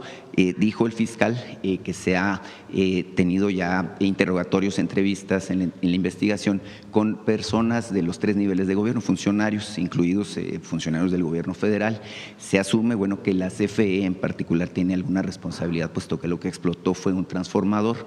No era de la propiedad de la CFE, pero tiene responsabilidad en términos de la inspección del funcionamiento. Entonces, pedirle su punto de vista al respecto y ver si Octavio de la Torre nos puede comentar de la situación del comercio en general. Gracias. En una situación así, es una situación tan triste, tan lamentable, primero pues la obligación de toda autoridad es atender a las víctimas y creo que se ha estado haciendo bien en el caso del gobierno de Sonora, estar muy cerca de todas las familias y poderles apoyar en todo lo que se requiera. Después es la investigación, que se haga justicia, la investigación profunda, las causas de por qué ocurrió esta lamentable situación. En efecto, parece que fue un transformador que estaba dentro de la tienda y entonces de ahí pues hay que deslindar responsabilidades, tanto de los dueños. La primera responsabilidad es de quien tiene un negocio. La autoridad, pues por supuesto, tiene la responsabilidad de inspeccionar y que las leyes sean adecuadas y inspeccionar conforme a las leyes, pero tiene que haber una responsabilidad muy importante de quien administra o quien tiene un negocio. Porque tener un negocio pues lleva una responsabilidad, sobre todo cuando hay tantas personas que puedan acceder a una tienda. Entonces tiene que haber el deslinde de responsabilidades, en qué circunstancia estaba el transformador, hacer la investigación para que la Fiscalía del Estado pueda decir esto fue lo que ocurrió y estas son las responsabilidades. Por otro lado, lo que establece la propia legislación de atención a víctimas tiene que ver con la reparación hasta donde se pueda y lo acepten las familias, y segundo, la no repetición. Y eso es muy importante, para que en la medida de lo posible se disminuya al máximo la probabilidad de que ocurra una situación como esta, pues tiene que ver precisamente con la revisión de las leyes de protección civil, quién tiene esas responsabilidades, cuántos inspectores hay, qué tanto debe haber terceros responsables. Por ejemplo, en la Ciudad de México se modificó la Ley de Protección Civil y además de los propios inspectores, se habilita a los especialistas en protección civil, como es el caso de los DROs en la revisión de las estructuras o de los especialistas estructuristas, para que un tercero acreditado pueda hacer estas revisiones y pueda ampliarse, y quien de una lista que exista de especialistas lo pueda destinarle el recurso, el negocio, para poder tener pues la certificación de protección civil. Entonces, todo esto debe ocurrir en el caso de Sonora. atender a las víctimas, cumplir con la ley de atención a las víctimas y al mismo tiempo la justicia y la no repetición de un caso así. Y eso es lo que yo estoy segura que va a ocurrir en el caso de Sonora. Sí, se conoce que es un caso del ámbito local, evidentemente pues tiene que ver con la situación que se vive en Sonora, en Hermosillo en particular, pero nuestra sociedad pues quedó marcada, Presidenta, por el caso de la guardería ABC, que evidentemente pues fue muy notorio, motivó cambios incluso en las leyes de protección civil. Hay una ley 5 de junio justamente que promueve la garantía de no repetición. Lamentablemente pues pasaron 16 años y se repite un hecho, no en las mismas circunstancias, pero bueno, al final de cuentas es la población civil la que padece las consecuencias con esta situación de muertes, heridos y demás. Evidentemente en Sonora pues necesitamos esta garantía de que haya justicia. E insisto yo, pues hay confianza en que se esté haciendo el trabajo de manera correcta. No sé si será posible que la directora de la CFE o alguien relacionado con este asunto pues pueda ofrecer información al respecto, porque la CFE no ha respondido justamente las dudas que se han planteado al respecto. Sí, todo tiene que haber transparencia y también lo que se requiera de la investigación que está haciendo la Fiscalía. ¿Cómo no? En otro tema, Presidenta, mire, le quiero plantear un asunto que tiene que ver con salud, en Hermosillo en particular, pero es un tema que atañe a toda la región noroeste. Existe un hospital del ISSSTE, que es el Hospital Fernando Ocaranza. Me hubiera encantado poder hablar con Martí Batres sobre el tema. Es un hospital que en su tiempo se le compró a una institución de salud privada, que es el Hospital San José.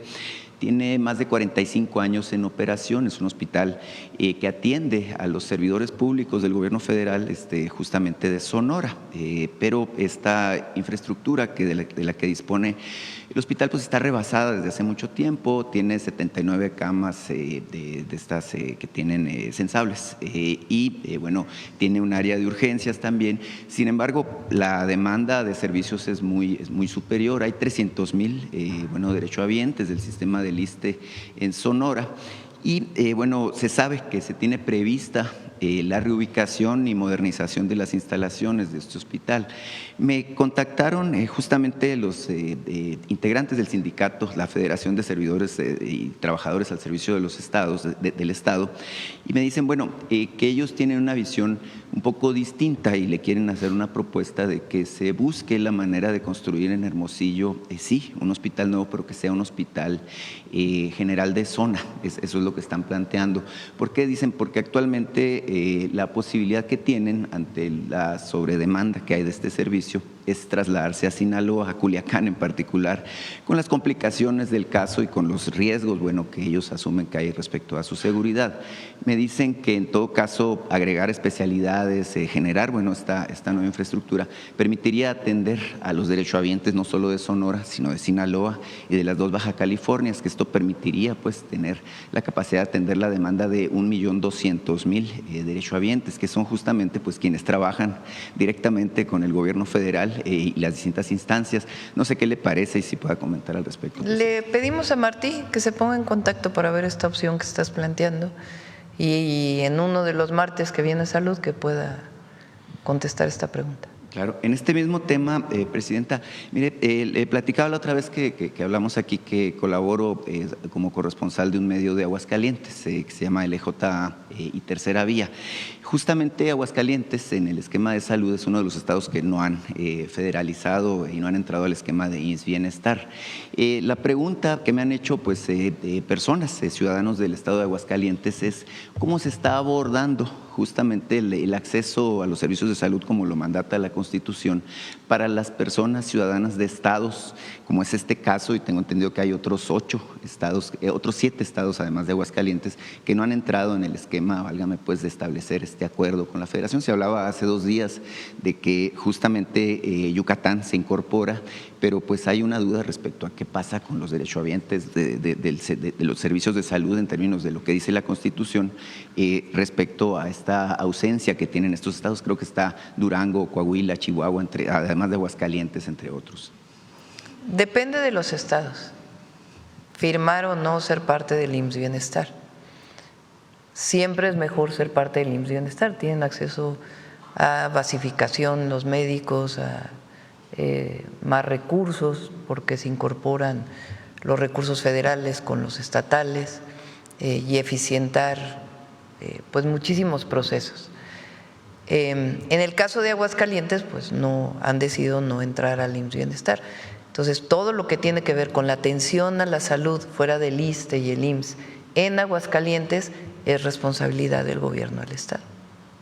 Sí, cómo no. Bueno, es un tema importante, evidentemente, porque pues los ciudadanos… Va a presentarlo, iba a presentar este martes, pero no había terminado el estudio. Alejandro, salió ahí en un medio de que es mejor el servicio de los estados que no tienen IMSS Bienestar, pero eso es falso. Alejandro iba a presentar 3 gráficas, le dije mejor que sea completo, y lo va a presentar. Este martes viene seguridad y luego viene salud, y se va a presentar este estudio de cómo diferentes indicadores oficiales que incluyen a todos los estados muestran que son mejores los servicios de salud del IMSS Bienestar que los que no están inscritos al IMSS Bienestar.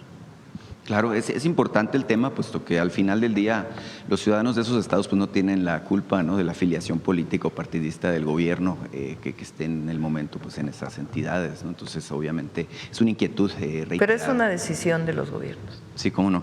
Presidenta, por último, mire, le quiero plantear un tema sobre ferrocarriles. Hay un asunto muy interesante de la línea ferroviaria de Coahuila a Durango. Es una vía férrea de casi 1,000 kilómetros de extensión que fue concesionada en 1998 por un periodo de 30 años. Mire, es interesantísimo porque los concesionarios son socios en 50%, uno es Industrias Peñoles, esta compañía minera, y por la otra mano está Grupo Acerero del Norte, que es la controladora AMSA. Sabemos que esta controladora pues ha estado en problemas, controlada por Alonso Ancira, por cierto, y que está en proceso de liquidación. Bueno, decirle que se vence esta concesión justamente en el año 2028 y que parte de los compromisos de los concesionarios es regresarlas en buen estado y con capacidad operativa. Estas vías, bueno, pues actualmente están realmente muy dañadas, prácticamente han sido saqueadas incluso para venderlas como ferro viejo, pues lo que son las vías del ferrocarril y otros elementos. Entonces, preguntarle, Presidenta, número 1, si usted está informada, consciente de esta situación y obviamente, bueno, número 2, preguntarle qué expectativa tiene del retorno de esta vía, porque no es la única. Mire, yo que soy de Sonora, sé que una situación similar ocurre en el caso de la concesión que tiene Ferromex en la vía de Nogales, Cananea y que va hasta Agua Prieta. Entonces es un tema importante, sobre todo pues en su proyecto de unir con ferrocarril pues prácticamente al norte del país con el centro. Vamos a invitar sí lo estamos trabajando. Es una vía muy importante, sobre todo en el momento en que AMSA operaba. Por cierto, esperemos que este mismo año la jueza que está encargada de este proceso pueda ya resolver para beneficio de los trabajadores de AMSA. Se ha estado ahí trabajando y platicando en el marco de su autonomía por parte de la Secretaría de Hacienda y esperemos que pueda ya resolver este proceso. Esa vía del tren se utilizaba mucho para el transporte de carbón, para el funcionamiento de AMSA. Entonces, queremos que se resuelva AMSA y que realmente lo tome otra empresa y que, aparte de la justicia que se tiene que hacer, que se retome para poder darle empleo a todos los trabajadores y que se recupere esta zona industrial tan importante para Coahuila. Entonces, a partir de ahí ya también vamos a definir el tema de la vía del tren. Entonces, en otra ocasión con gusto lo platicamos. Claro. Muchísimas gracias, Presidenta. Cerramos. Vamos con Mujeres en la Historia. ¿Por acá? Sí.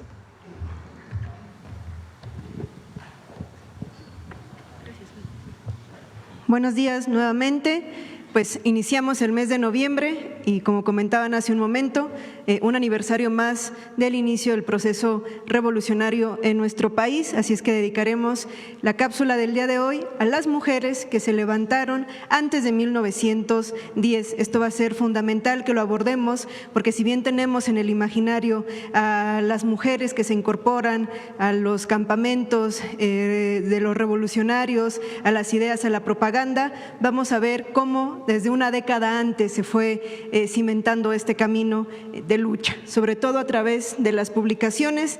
Tenemos aquí un fragmento de Blanca de Moncaliano, que se publicó en Regeneración. Regeneración fue un periódico fundamental en este proceso previo al llamado de las armas en 1910. Me gustaría también compartir con ustedes un fragmento de un texto de Andrea Villarreal, 1909.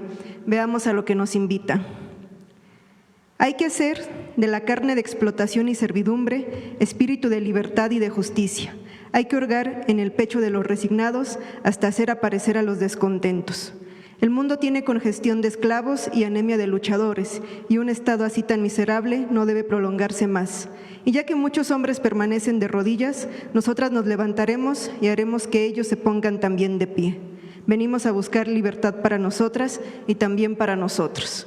Y bueno, también dentro de las publicaciones hacían mucho énfasis en el papel de las mujeres. Aquí se le invitaba a las mujeres a educar a las hijas, a los hijos, sobre todo ya sin dogmas. Conozcamos la participación de las mujeres en las publicaciones del periódico Regeneración.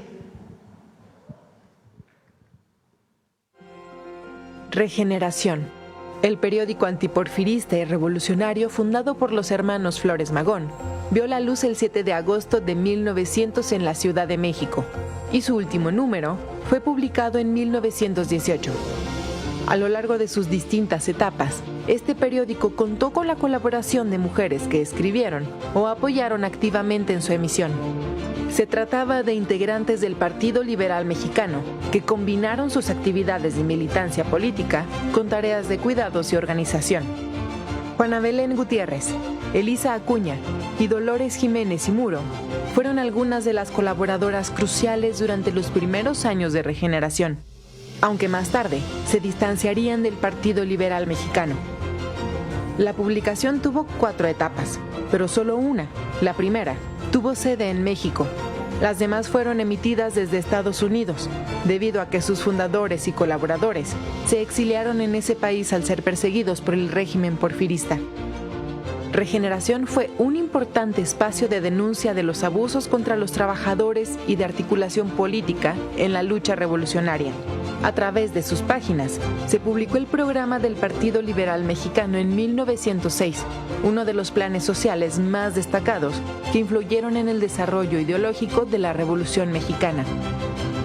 Entre las simpatizantes de Regeneración había obreras, trabajadoras del hogar, profesoras, periodistas, madres y esposas, aunque algunas sobresalieron más por haber sido cercanas al grupo dirigente, como Concepción Rivera, Andrea y Teresa Villarreal, así como Lucía Norman y María Brus Talavera, quien además fue pareja sentimental y soporte vital de Ricardo Flores Magón durante sus periodos de reclusión en la cárcel. Ellas escribieron notas, organizaron clubes de discusión política para mujeres y mítines. Fueron agitadoras, propagandistas, recaudaron fondos, apoyaron en tareas del periódico e hicieron circular mensajes clandestinos mientras los dirigentes se encontraban presos. 2 figuras asumieron papeles especialmente activos en Regeneración durante los encarcelamientos. Francisca J. Mendoza, una destacada colaboradora desde el inicio del movimiento magonista, y de Blanca Moncaliano, anarquista de origen colombiano, que criticó el feminismo político por tener como único fin el voto femenino y no la eliminación de toda forma de desigualdad. En esos años, Andrea y Teresa Villarreal se involucraron directamente en la dirección de Regeneración. Incluso fundaron su propia revista llamada Mujer Moderna, para luchar por las libertades de México y por la emancipación de la mujer. Esto anunciaba un cambio político y social claro. Las mujeres estaban involucradas en la lucha revolucionaria de manera contundente. Así lo reconoció el editorial de Regeneración el 13 de febrero de 1911. Es alentador que la mujer se emancipe y venga a tomar el puesto que le corresponde al lado de su compañero el hombre, en una grandiosa lucha social que tiende a la liberación de la humanidad. La emancipación de las mujeres fue un tema recurrente en el periódico. Ricardo Flores Magón se dirigía con frecuencia a ellas. Praxedis Guerrero incluso trató de demostrar la opresión histórica que habían sufrido las mujeres, pero sobre todo fueron las mismas redactoras de Regeneración quienes constantemente instaban a sus compañeras a alejarse de los preceptos religiosos y los mandatos sociales que las mantenían oprimidas, para así poder tomar un papel activo en la transformación del mundo. Juana Belén Gutiérrez, Dolores Jiménez y Muro, Elisa Acuña son las más conocidas y de quien ya hemos presentado particularmente una cápsula en esta sección, pero hoy nos llevamos otros nombres: Teresa y Andrea Villarreal, María Talavera Bruz, Margarita Ortega, otras tantas mujeres que también contribuyeron no solamente al periódico Regeneración, sino también a nuestra revolución social. Muchas gracias. Gracias.